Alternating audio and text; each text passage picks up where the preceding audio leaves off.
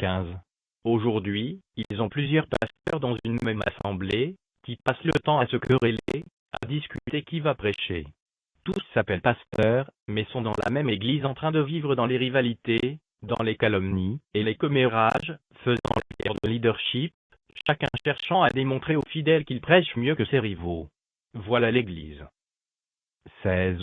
Les églises sont tellement structurées aujourd'hui, qu'on a même des portiers, des services d'accueil, etc. Chaque dimanche quand le faux message passe à l'intérieur, tu trouves plein de personnes à l'extérieur, en train de diriger les parkings, et d'orienter les voitures, comme s'ils connaissaient tout, et n'avaient plus besoin d'enseignement. Une folie qu'on ne peut vraiment plus décrire. Il y a d'autres personnes qui sont constamment en train de faire le tour de la salle. Parfois, tu te demandes ce qu'elles font. Leur rôle est de compter le nombre de personnes qui sont venues. 17. Vous avez beaucoup de sectes où il faut faire un cours spécial pour devenir membre. Dans ces sectes, il faut généralement passer environ 6 mois à suivre un cours en sens pour prendre le baptême et devenir membre. 18. D'autres fous ont créé ce qu'ils appellent l'excommunication.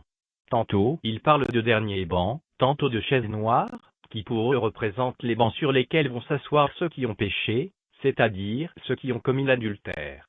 Eux qui sont des cupides, des idolâtres, des voleurs, des menteurs, et parfois des sorciers pratiquants, ne s'asseyent jamais sur ces bancs. Pour eux il n'y a de péché que l'adultère. Quand je leur demande dans quelle Bible ils ont trouvé cette folie, certains disent qu'ils sont en train de créer avec l'aide du Saint-Esprit, d'autres disent que Jésus avait dit que quand le Saint-Esprit va venir, il nous enseignera de nouvelles choses. 19. Dès que tu rencontres chaque insensé aujourd'hui, ils te demandent quelle est ta profession de foi. Comme ils ont abandonné la Bible, chacun d'eux a créé sa propre doctrine, et pour cela, il faut la résumer en ce qu'ils appellent profession de foi. 20. 1 Corinthiens 5, 9, 13. Je vous ai écrit dans ma lettre de ne pas avoir des relations avec les impudiques, non pas d'une manière absolue avec les impudiques de ce monde, ou avec les cupides et les ravisseurs, ou avec les idolâtres. Autrement, il vous faudrait sortir du monde. Maintenant, ce que je vous ai écrit, c'est de ne pas avoir des relations avec quelqu'un qui, se nommant frère, est impudique, ou cupide, ou idolâtre, ou outrageux, ou ivrogne, ou ravisseur, de ne pas même manger avec un tel homme. Qu'ai-je, en effet, à juger ceux du dehors? N'est-ce pas ceux du dedans que vous avez à juger? Pour ceux du dehors, Dieu les juge. Ôtez le méchant du milieu de vous. Le Seigneur nous demande de chasser, du milieu des saints, tous les méchants, c'est-à-dire tous ceux qui s'appellent chrétiens, et qui refusent d'obéir à la parole de Dieu. À cause des recettes qu'ils veulent préserver, les cupides appelés pasteurs refusent de mettre les méchants dehors. Et quand on leur donne cet enseignement, ils te disent que Dieu a dit de les laisser jusqu'au dernier jour, que c'est lui-même qui viendra s'en occuper. Dans Matthieu 13, 24-39, Dieu nous parle de l'ivraie, ou de la semence de Satan dans le monde. Il nous dit de les laisser jusqu'au dernier jour, parce que nous ne pouvons déjà pas chasser les gens de Satan de ce monde. Ce monde est à eux, et c'est nous qui quitterons ce monde.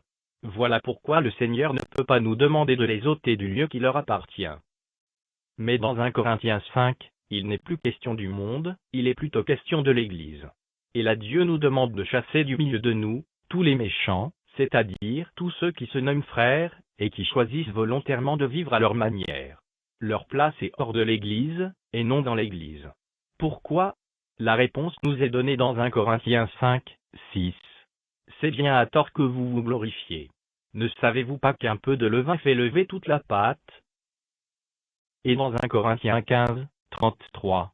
Ne vous y trompez pas, les mauvaises compagnies corrompent les bonnes mœurs. Mais pour ces insensés, l'Église est devenue le monde. C'est pourquoi, sortez du milieu d'eux, et séparez-vous, dit le Seigneur. Ne touchez pas à ce qui est impur, et je vous accueillerai. Je serai pour vous un père, et vous serez pour moi des fils et des filles, dit le Seigneur Tout-Puissant. 2 Corinthiens 6, 17-18. Que la grâce soit avec vous tous qui appartenez à notre Seigneur Jésus-Christ. Amen. Contact et abonnement gratuit. Mission chrétienne de réveil. Mail, mail@mcreveil.org. Site web, www.mcreveil.org.